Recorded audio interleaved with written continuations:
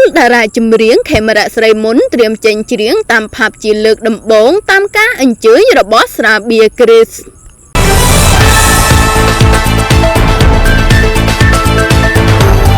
ច្រើនឆ្នាំក្នុងសិល្បៈកម្ពុជាតារាចម្រៀងខេមរៈស្រីមុនមិនធ្លាប់មានវត្តមាននៅក្នុងការច្រៀងតាមផាប់នានាឡើយដោយលេខថ្មីនេះស្រាប់តែមានការប្រកាសថាកម្ពុជាតារាចម្រៀងខេមរៈស្រីមុននឹងមានវត្តមានច្រៀងនិងសម្ដែងនៅក្នុងផាប់ជាង50កន្លែងដោយមានការគាំទ្រពីស្រាបៀរគ្រីសដើម្បីសប្រាយអ្នកគាំទ្រស្រាបៀរគ្រីសលេងសុទ្ធធំនិងចំណាយមិនធម្មតាឡើយសម្រាប់ការអញ្ជើញកម្ពុជាតារាចម្រៀងខេមរៈស្រីមុនចេញច្រៀងនិងសម្ដែងនៅក្នុងផាប់ជាលើកដំបូងនេះ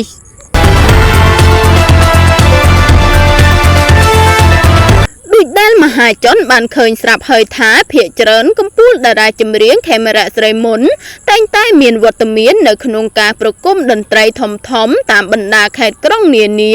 និងនៅក្នុងពិធីធំប៉ុណ្ណោះលោកកម្រនឹងមានវត្តមាននៅតាមផាប់កម្សាន្តនានាណា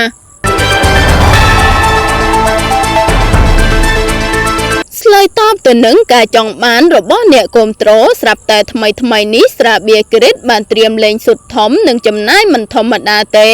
ដោយបានអញ្ជើញកម្ពុជាតារាចម្រៀងខេមរៈស្រីមុនច្រៀងតាមផាប់ធំជាង50កន្លែងជុំវិញខេត្តក្រុងគ្រាន់តែដឹងដំណឹងថាកម្ពុជាតារាចម្រៀងខេមរៈស្រីមុនត្រៀមនឹងមានវត្តមាននៅក្នុងផាប់តាមការអញ្ជើញរបស់ស្រាបៀរគ្រីសបានធ្វើឲ្យអ្នកគាំទ្រជាច្រើនសម្ដែងនៅការត្រេកអរក៏ដូចជាការរងចាំមើលថាតើ idol របស់ពួកគេនឹងលេចមុខជាលើកដំបូងនៅទីណា